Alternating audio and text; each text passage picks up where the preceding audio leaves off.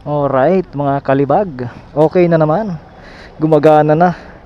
Suot ko na ulit ang aking GA400GB. Napakaganda na naman niya.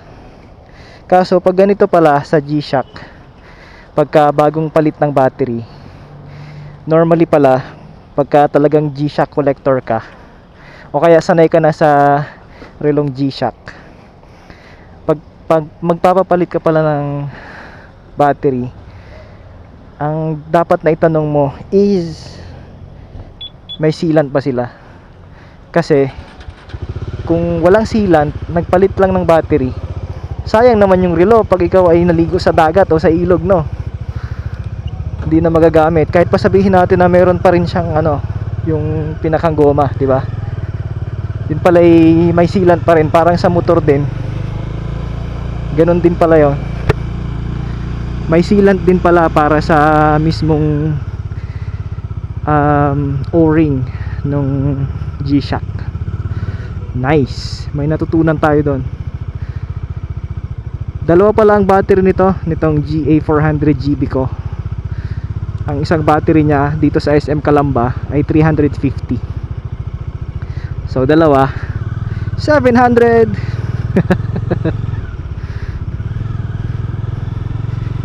Okay na naman, gumagana na ulit siya. Pero 15 days pala bago pwede na para maitubog sa tubig. After 15 days or 1 month, sabi nung technician, bago itubog sa tubig. Pero pwede naman pala sa sa mga ulan-ulan ganon. Resist naman siya. Alright. So itatabi muna natin ulit to. Gagamitin lang muna natin sa bahay lang muna. Pagka lalabas ng bahay, yung isa muna. Ang regalo ni Mrs. galing sa Japan yon, mga kalibag, nung nag-Japan siya a year ago. Alright.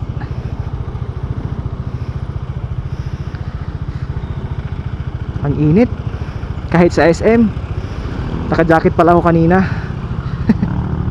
Na-realize ko. So nag-unbutton ako ng jacket. Hanggang ngayon naka-unbutton pa rin siya.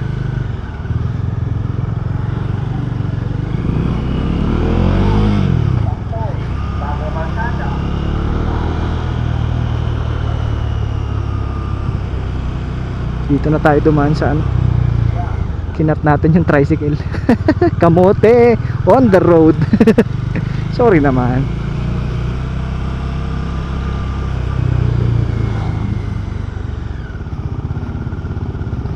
Alright.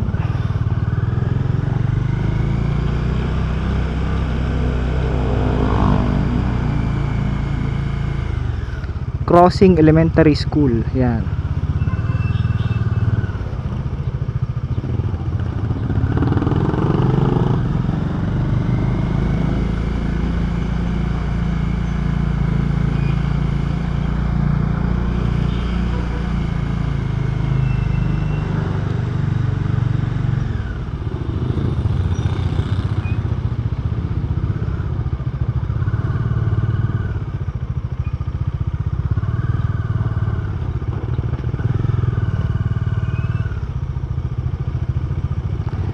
Siguro ang magandang negosyo talaga ngayon ay yellow.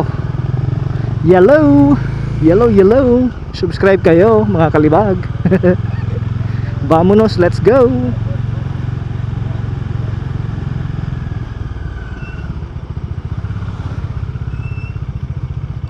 Dito tayo dumaan, adventure time. Instead na sa may palengke tayo lumabas, dito tayo lalabas sa kabila.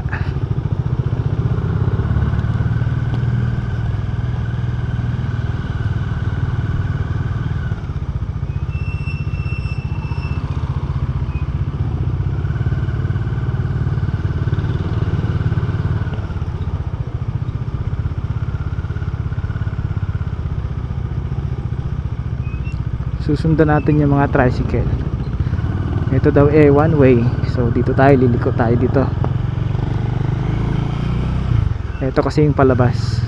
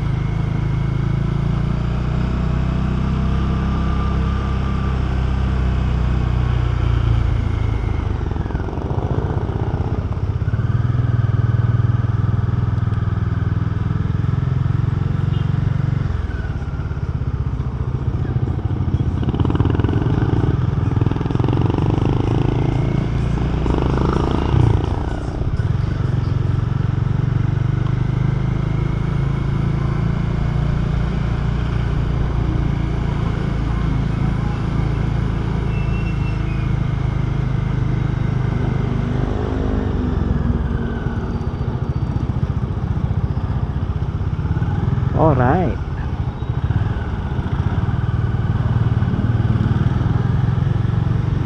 Dito naman tayo dumaan sa kabila, sa may pabalan, sa likod ng sa harapan ng LCDA. Dito tayo kumanan. Dadaan tayo sa Mercado de Calamba, sa lumang palengke.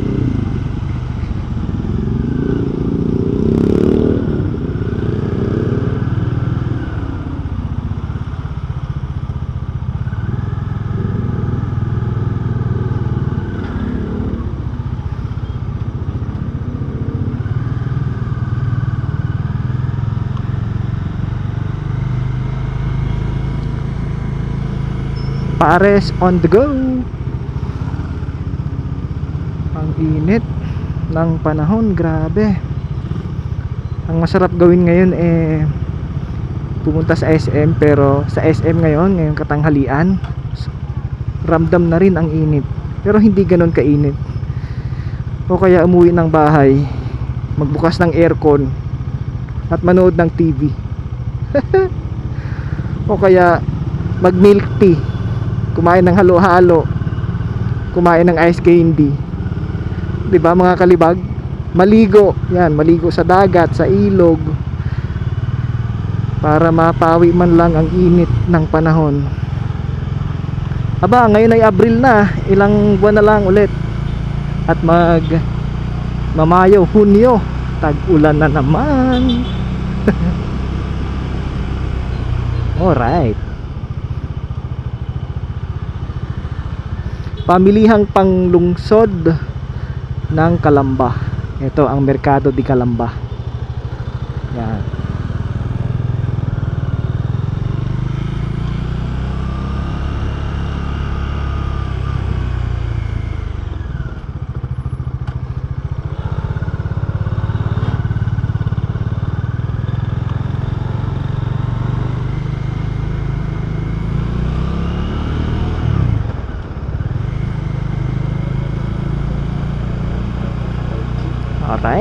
Alright, vamonos, let's go. Subscribe kayo mga kalibag. Sarado ang loto, hindi tayo makakataya ngayon.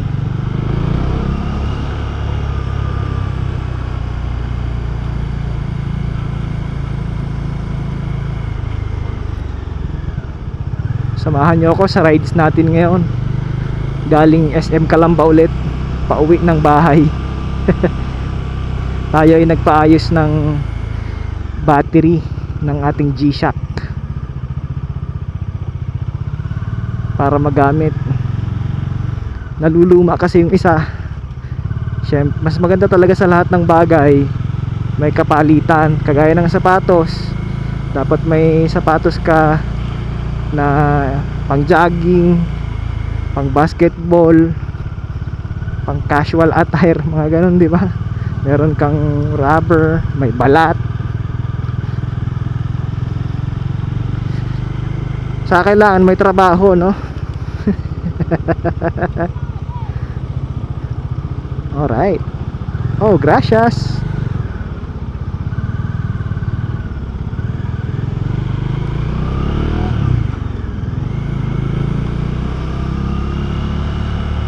Ito, may mga tao ngayon sa bahay ni Rizal, mga estudyante.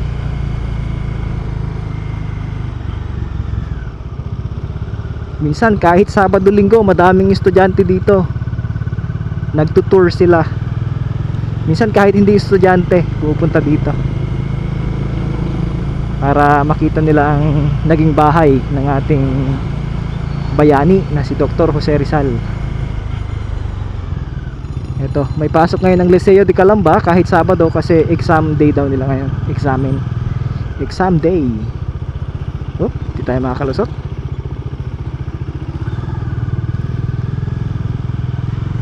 Alright, let's go.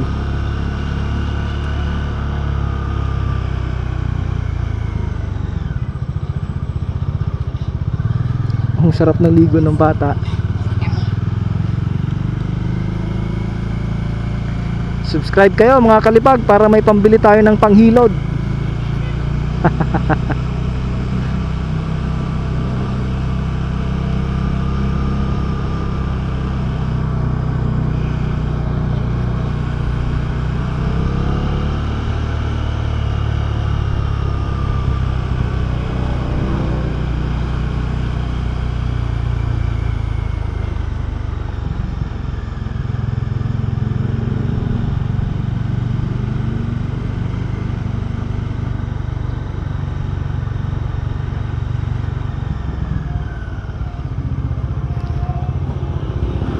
Indian mango ngayon ang madami sa palengke.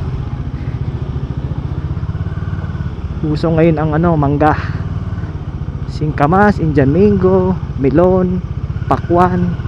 Yan. Kaimito meron din. Santol. Yan, madami.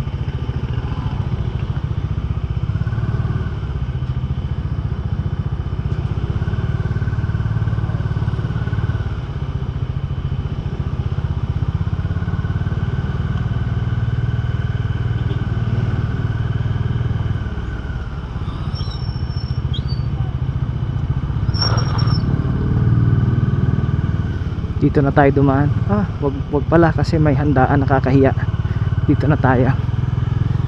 Pakatawagin pa tayo busog naman tayo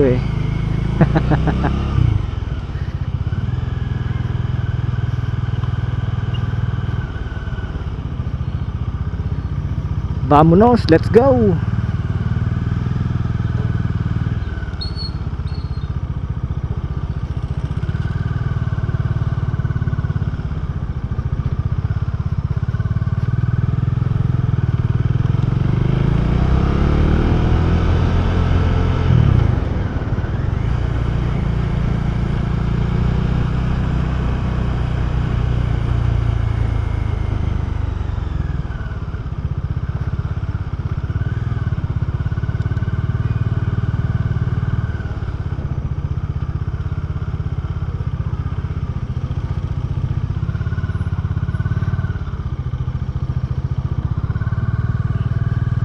Aba, may meeting ngayon dito sa covered court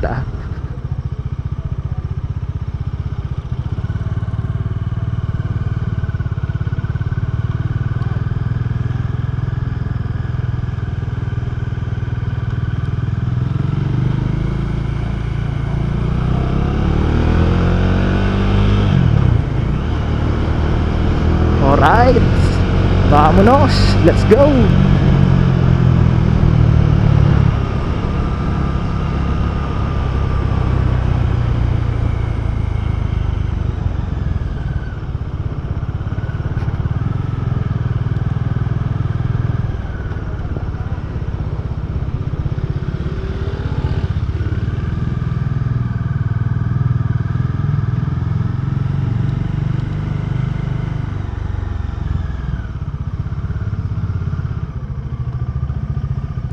Okay, andito na tayo sa bahay.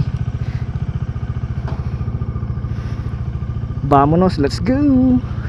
Mga kalibag, subscribe kayo.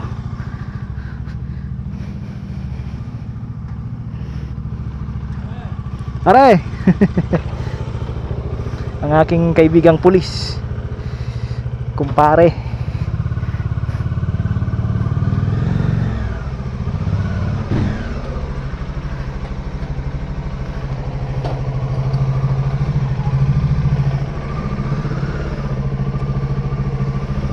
Alright, nandito na tayo sa bahay. Ito na ang ating relo, maganda na ulit. GA 400GB.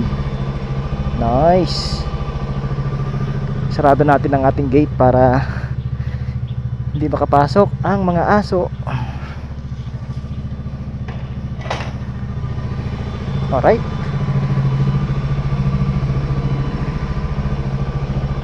Ilak din natin ang ating kabayo.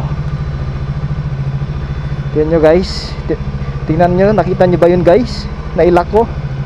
Tatanggal ko yung susi na hindi namamatay ang makina kasi wireless na siya. Alright. Okay. Ito yung nilalagay kong tabon sa kanya para anti-scratch ng pusa, kasi yung mga pusa dito natutulog baka makalmot yung upuan. Alright, vamonos, let's go. Subscribe kayo. Hasta luego chicos.